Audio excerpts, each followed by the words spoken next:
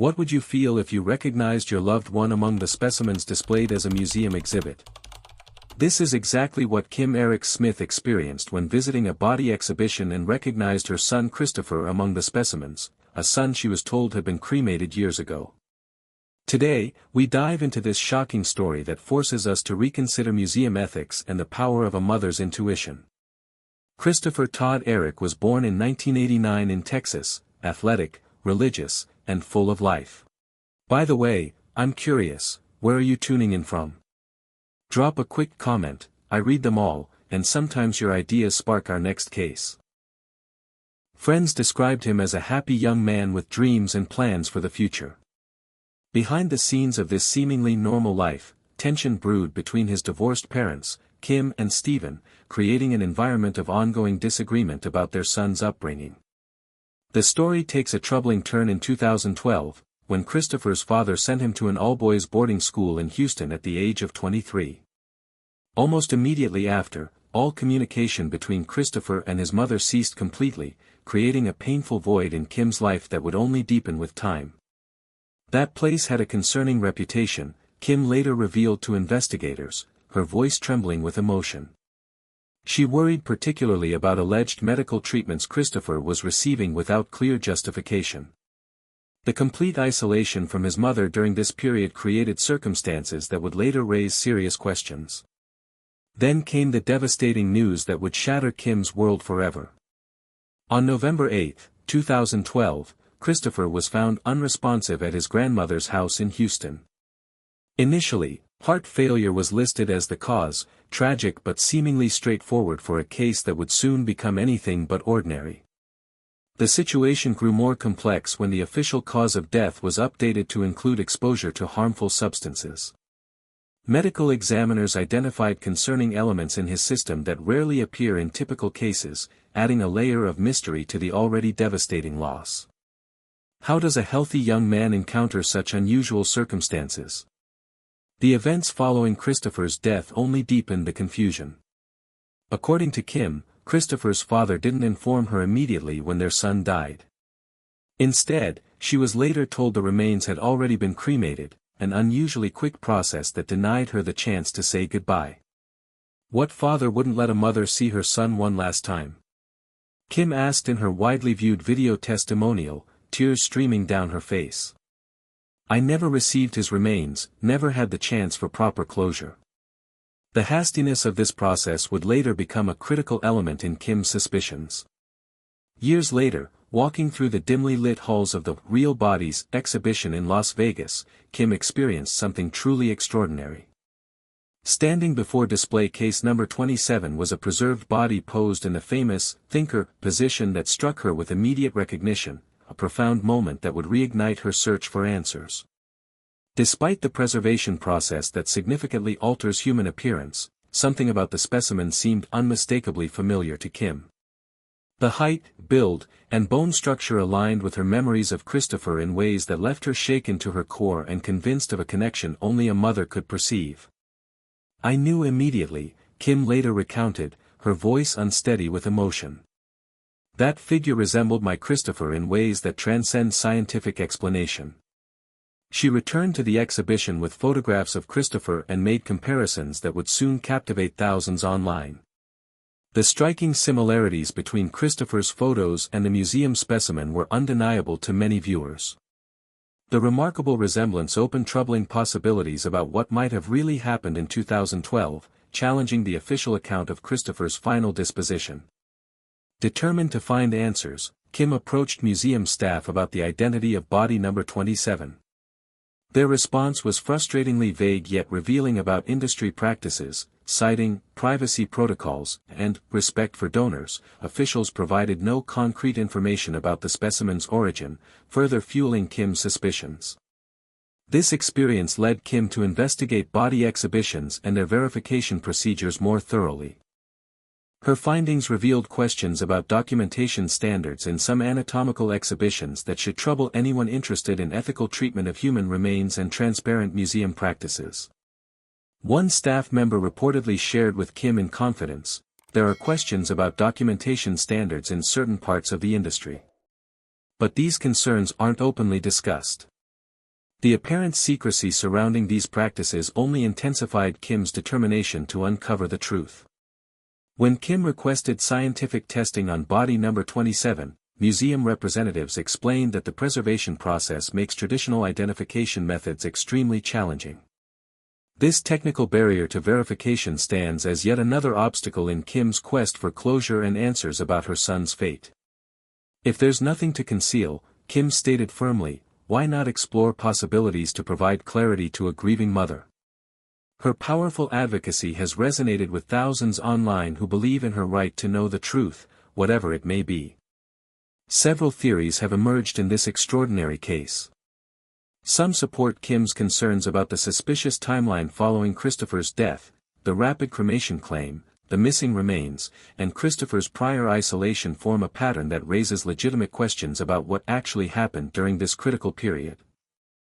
Others wonder about the boarding school connection. The timing of Christopher's enrollment and subsequent death presents troubling coincidences that deserve closer examination. The unusual medical findings add another layer to a case already filled with inconsistencies and unanswered questions. Kim strongly disputes any theory suggesting ordinary circumstances, stating that Christopher had no history of behaviors that would explain the medical examiner's findings.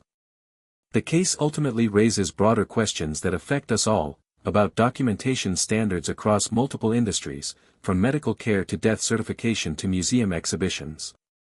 As this extraordinary case unfolds, investigators and online communities have developed several theories that might explain what really happened to Christopher. First, there's the disturbing possibility of deliberate harm. Kim has raised serious questions about the circumstances surrounding Christopher's death, particularly given the unusual findings and suspicious timeline. The claim of immediate cremation without showing the remains, and Christopher's prior isolation create a troubling sequence that raises serious questions about what actually transpired and potential profit from selling his remains. A second theory focuses on the boarding school's role.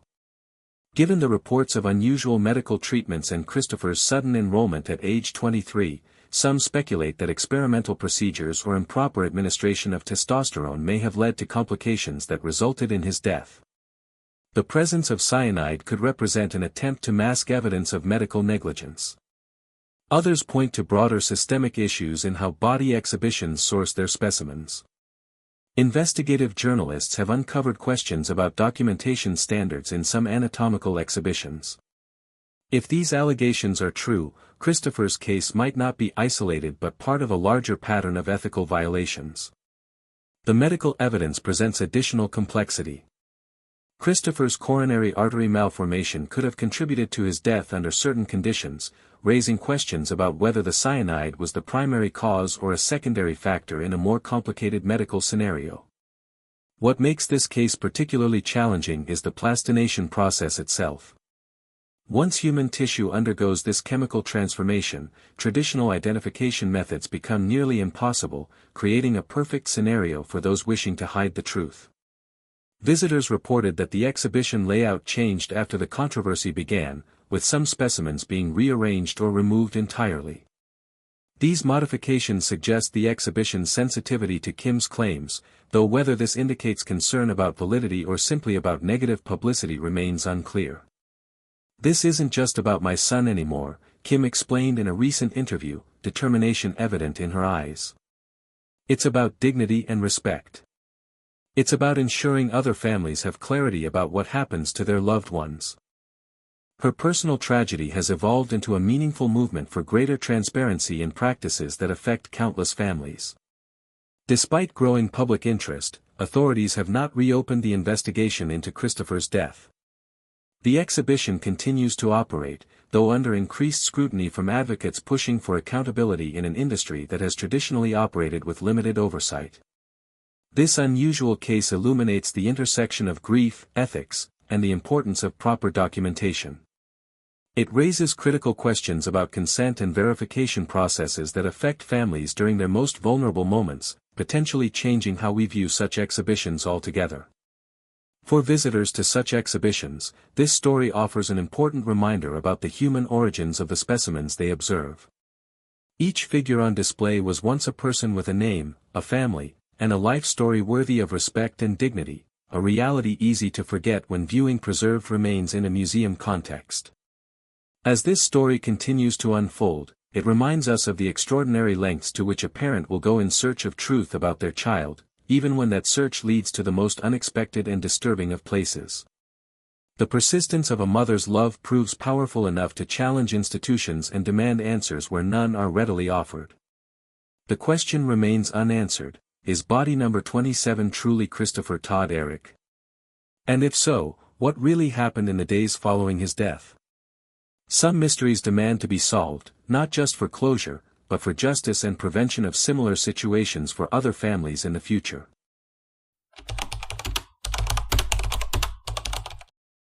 What would you do if you saw your loved one under attack? Would you run to safety, or would you turn back to help, knowing it might cost you everything? By the way, I'm curious, where are you tuning in from? Drop a quick comment, I read them all, and sometimes your ideas spark our next case. On a peaceful Saturday morning at Devil's Den State Park in Arkansas, the Brink family set out for what should have been a simple family hike.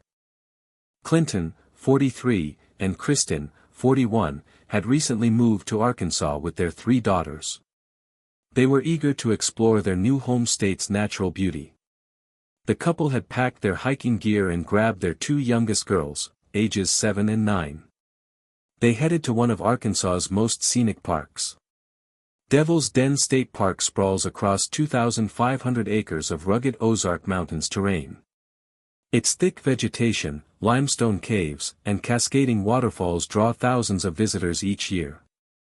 The park's Devil's Den Trail, a moderate 1.5-mile loop, seemed perfect for a family adventure. But that Saturday would transform this peaceful refuge into the scene of an unthinkable tragedy. The Brink family began their hike on the Devil's Den Trail around midday. The trail winds through dense forest where cell phone service doesn't reach. For families seeking to disconnect from the digital world, it's an ideal retreat. For the Brinks, this isolation would soon become a terrifying disadvantage. Clinton and Kristen had met years earlier and built a life centered around their children. Friends described Clinton as a devoted father who loved outdoor adventures. Kristen was known for her fierce protective instincts and unwavering loyalty to her family. Their recent move to Arkansas represented a fresh start. A chance to build new memories in a place they'd chosen together. The family had been hiking for about half a mile when their peaceful morning shattered. According to police, Clinton was attacked first. The assault came without warning, without provocation. A stranger had been lurking on the trail, waiting. What happened next reveals the extraordinary courage of a mother faced with an impossible choice. Kristen immediately moved to protect her daughters, guiding them away from the attack. She got them to safety, ensuring they were out of immediate danger. But then she made a decision that would cost her everything. She went back into danger. The mother did not return all the way to the car with the kids, Arkansas State Police Major Stacy Rhodes explained at a press conference. We believe that the mother took them to safety and then returned to help her husband. Picture yourself in that moment. Your children are safe, but your spouse is under attack. Every instinct tells you to stay with your kids, to get as far away as possible. But love doesn't always follow logic. Kristen Brink chose love over safety. The attacker was later identified as Andrew James McGann, a 28-year-old man with no apparent connection to the Brink family. McGann had recently moved to Arkansas from Oklahoma. He was set to begin teaching elementary school in the Springdale Public Schools district. On paper, he seemed unremarkable, a young educator starting fresh in a new state. But McGann's background revealed troubling patterns. He had worked at multiple school districts across Arkansas, Oklahoma, and Texas since 2022. In Texas, he'd been placed on administrative leave following concerns about classroom management, professional judgment, and student favoritism. One parent later described unsettling behavior. This included special lunch meetings with select female students and encouraging girls to sit in his lap. Despite these red flags, McGann had passed all required background checks. He moved from district to district, leaving behind a trail of concerned parents and unanswered questions. His most recent position was at Sand Springs Public Schools in Oklahoma. There he taught 5th grade until resigning in May to move to Arkansas. On that Saturday at Devil's Den, McGann was carrying knives. Investigators believe he had planned the attack carefully. He had even placed tape on his car's license plate to obscure its identification. Yet for all his apparent preparation, he would prove surprisingly careless in covering his tracks. The attack on the Brink family was swift and brutal. Both Clinton and Kristen suffered fatal injuries. McGann sustained injuries during the assault, leaving behind crucial DNA evidence that would later seal his fate. The physical evidence told a story of desperate and brutal struggle. The couple's 2 young daughters, having been moved to safety by their mother, encountered another hiker on the trail. These children had just witnessed the most horrific trauma imaginable. Yet somehow they found the strength to tell this stranger what had happened. Their bravery in those crucial moments would prove instrumental in bringing their parents' killer to justice. The hiker immediately took the girls to safety, then returned to search for Clinton and Kristen. What they found confirmed the children's devastating account. With no cell service in that part of the park, precious time passed before authorities could be contacted. When police finally arrived, they discovered a crime scene that would haunt seasoned investigators. A trail of blood led away from where the bodies were found. Witnesses reported seeing a man leaving the area with blood on his face. He was getting into a black sedan later identified as a Kia Stinger. Despite the tape covering parts of the license plate, observant witnesses provided enough details to begin tracking the vehicle. The manhunt that followed would span 4 intense days. Police worked around the clock, following up on hundreds of tips from the public. The investigation led them through Arkansas vehicle registration records. They gradually narrowed their focus to McGann. During those 4 days, McGann appeared to be trying to maintain some semblance of normalcy. He was staying in the Springdale area, about 30 miles from Devil's Den State Park. Perhaps he believed the remote location and lack of cell service would buy him time. Perhaps he thought the tape on his license plate had been sufficient disguise. He was wrong on both counts. On Wednesday, for days after the murders, McGann walked into Lupita's beauty salon and barber shop in Springdale. He was lanky, with stringy blonde hair, and he asked for a fade. The stylist, Adriana Ruiz, later told reporters that something felt off about him immediately. He looked pretty scary, Ruiz recalled. He didn't look like he was okay. He was very timid. His eyes just looked sunken. Kind of like, soulless. McGann had been in the chair for about 5 minutes when plainclothes officers walked into the salon. They asked whose black car was parked outside. McGann hesitated, then admitted it was his. Within moments, he was in handcuffs. The arrest was anticlimactic compared to the intensity of the manhunt. McGann didn't resist. He didn't run. Surveillance video from the salon showed him cooperating fully as officers took him into custody. For a man who had allegedly committed such violent acts, his surrender was remarkably passive. But the evidence against McGann was overwhelming. Police found blood in his car that matched the victim's. Officers noticed fresh cuts on his hands. Most damning of all, McGann's DNA matched samples collected from the crime scene. When investigators searched his home, they discovered items consistent with involvement in the murders. After being read his Miranda rights, McGann made statements indicating he had committed the killings. Arkansas State Police Director Mike Hagar would later describe it as an admission of guilt. The case that had terrified an entire region was solved, but the damage was irreversible. The randomness of the attack makes it particularly chilling. Investigators found no evidence that McGann had any prior connection to the Brink family. They hadn't crossed paths before that fatal Saturday. This wasn't revenge, wasn't personal vendetta, wasn't robbery gone wrong. It was simply evil choosing innocent targets. Prosecutor Brandon Carter has announced his intention to seek the death penalty. The case, he says, contains the aggravating factors that warrant allowing a jury to decide McGann's ultimate punishment. McGann's first court appearance was brief. He wore a striped jail uniform, acknowledged his name, and was assigned a public defender. The legal process will unfold slowly, but the immediate focus remains on the three daughters left behind. Two witnessed their parents' final moments. All three must now navigate a world without the mother and father who died protecting them. They absolutely protected those girls to their fullest extent, to the point that it cost them their lives, Carter said. We're in awe of this mom and dad. We're also in awe of these girls. The children are now in the care of extended family members. Officials emphasize that they have strong support systems in place. However, no amount of support can truly heal such devastating loss. These girls will carry the memory of their parents' sacrifice for the rest of their lives. What drives someone to commit such senseless violence? The question haunts investigators and the public alike. McGann had no criminal history, no documented mental health issues that might explain his actions.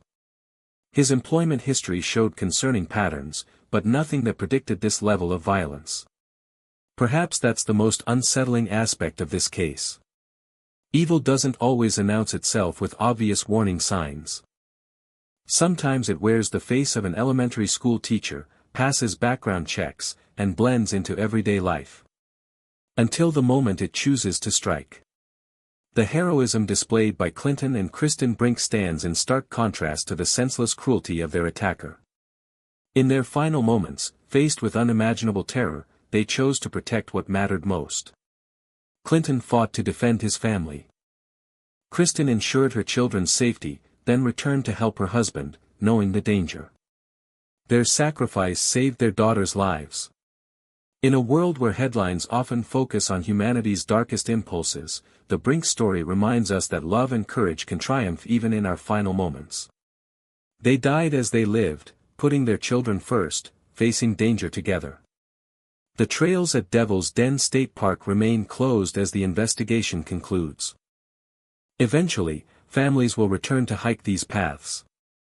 They will enjoy the natural beauty that drew the Brinks there on that tragic Saturday. But for those who knew Clinton and Kristen, these mountains will forever hold the memory of parents who chose love over safety, courage over retreat. In the end, perhaps that's how they would want to be remembered. Not as victims of senseless violence, but as heroes who saved their children when it mattered most. A mother, her two daughters, vanished without a trace. Then their father pleaded on camera. But something about his words felt terribly wrong. Shannon once said in a video, "Chris is the best thing that ever happened to me." She met him through Facebook years before the nightmare began, building what seemed like the perfect family life. But sometimes, the people we trust most become the ones who shatter our world completely. By the way, I'm curious, where are you tuning in from? Drop a quick comment, I read them all, and sometimes your ideas spark our next case. On August 13, 2018, a frantic 911 call came in from Frederick, Colorado. Shannon Watts, 34 years old and 15 weeks pregnant, hadn't shown up for a doctor's appointment that morning. Her friend Nicole Atkinson had gone to check on her when something felt terribly wrong. The front door was locked, Shannon's car sat in the driveway, her purse was inside, and her phone was on the kitchen counter. The house wasn't just quiet. It was echoing with emptiness. Nicole Atkinson had dropped Shannon off at home just hours earlier after a business trip. She instinctively knew something was wrong when her friend didn't answer calls or texts. She later told police, "She always answers her phone, always responds to messages." Nicole's fear escalated as she noticed telling details around the house. Shannon's shoes by the door, her car seats untouched, things a devoted mother would never leave behind. Shannon, along with her daughters Bella and Celeste, were nowhere to be found. Shannon was known for her vibrant personality and complete dedication to her family. For years, she had battled lupus, making each pregnancy a precious and hard-won gift. She was the type of mother who documented everything with loving care. Family trips, bedtime stories, precious everyday moments with her daughters filled her social media. Within hours, the investigation escalated rapidly as multiple agencies joined the search. Local police deployed K-9 units to track scents. The FBI joined, treating the case as a potential interstate crime. Helicopters searched from the sky, neighbors combed through fields, and hope began to fade. The entire community held its breath, waiting for answers that seemed increasingly unlikely. Neighbors noticed Chris acting strangely in the days before the disappearance, avoiding eye contact and appearing unusually tense. Some described his behavior as off and distant, completely unlike his normal demeanor. Chris Watts, Shanann's husband, appeared on local television the next day to make a public plea. Standing on his front porch, he made an emotional appeal to the cameras about his missing family. "Shanann, Bella, Celeste, if you're out there, just come back," he said, staring directly into the lens. "If somebody has her, just bring her back because I need to see everybody again." Something about his demeanor struck viewers as odd and unsettling. His words seemed scripted, his emotions forced and unnatural for a desperate husband and father. But grief affects people differently, doesn't it? After Shanann and the girls disappeared, Chris posted on Facebook as if everything was normal. This stark contrast to his family's growing despair raised serious red flags with investigators watching his every move. As hours turned into days, hope began to erode with each unanswered call and dead lead. Each failed search effort pushed the family closer to panic and despair. The community rallied with volunteers and support, but something darker was emerging beneath the surface.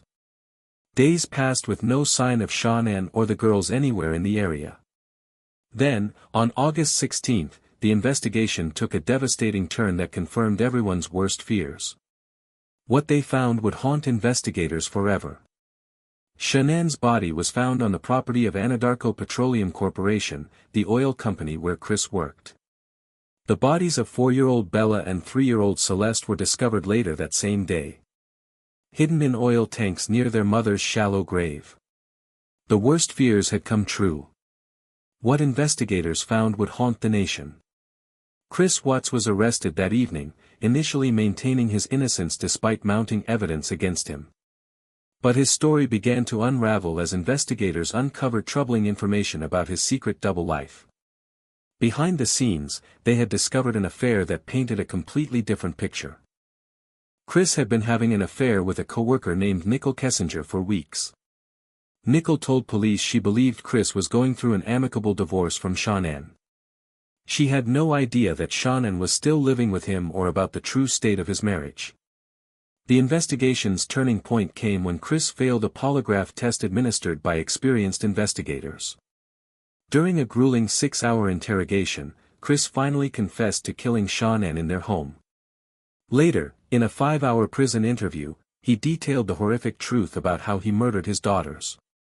Yet investigators weren't buying his initial story about Shanann attacking the children. The evidence told a completely different and far more sinister tale. As the investigation deepened, more disturbing details emerged about the weeks leading up to the murders. Shanann had noticed dramatic changes in her husband's behavior and confided her concerns to friends. She had texted a friend, "He has changed, I don't know who he is anymore." She described how he hadn't touched her, kissed her, or talked to her normally for weeks. The investigation revealed that Chris had been meticulously planning his new life without his family. He had been working out obsessively, losing weight, and enjoying attention from other women at work. But his family stood directly in the way of the freedom he craved. The truth was waiting. In February 2019, Chris Watts provided a detailed confession to investigators during a prison interview. The truth was far more horrifying than anyone had imagined or could have prepared for. He admitted to strangling Shanann after their argument about separation, but his daughters were still alive. He loaded their mother's body into his truck with the girls sitting in the back seat. He drove 45 minutes to the remote oil field with Bella and Celeste watching everything unfold. Their mother's body was hidden in the truck bed during the entire journey. At the oil site, the tragedy reached its horrific conclusion. District Attorney Michael Rourke later revealed that Bella fought desperately for her life. This wasn't a spontaneous act of violence but a planned, deliberate execution that left investigators stunned. With the truth laid bare, the justice system moved swiftly toward final judgment. On November 6, 2018, Chris Watts pleaded guilty to 9 criminal counts including 3 counts of first-degree murder.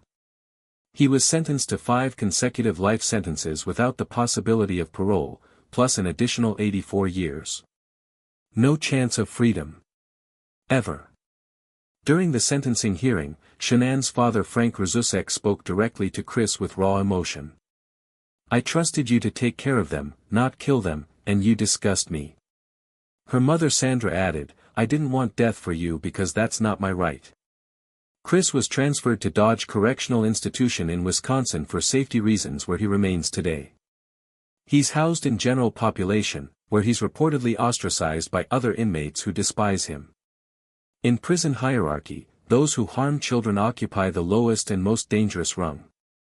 Since his incarceration, Chris has received multiple conduct reports for unauthorized communication and contraband possession. He's been corresponding with women who write to him, sending what sources describe as inappropriate letters. He works as a custodian and spends his days in a small cell, alone with his crimes. Even in prison, Chris continues to shift blame and refuse responsibility for his actions. In recently revealed letters, he called Shannan a control freak and described his affair partner differently. He's also referred to Nicole Kessinger as a harlot and Jezebel, claiming she led him to destruction. The case captured national attention, spawning documentaries, books, and countless true crime discussions across media platforms. The Netflix documentary, American Murder, The Family Next Door, used social media posts, text messages, and home videos. It told the story largely in Shannan's own words, preserving her voice and memory. The Rzusek family has shown remarkable strength and grace throughout this unimaginable ordeal. They've established foundations to support victims of domestic violence, channeling their grief into meaningful action. Despite their devastating loss, they speak publicly to raise awareness and ensure their daughter's legacy helps protect others. Today, their home in Frederick stands silent, a reminder of lives cut tragically short. In North Carolina, 3 graves mark the resting place of a family destroyed by betrayal. The Rzusek family continues to honor Shannan, Bella, and Celeste through advocacy and remembrance. For those who love them, the pain continues, but so does their determination. These names will never be forgotten. If you enjoy deep dives into true crime, make sure to subscribe so you don't miss the next story. Until next time, friends!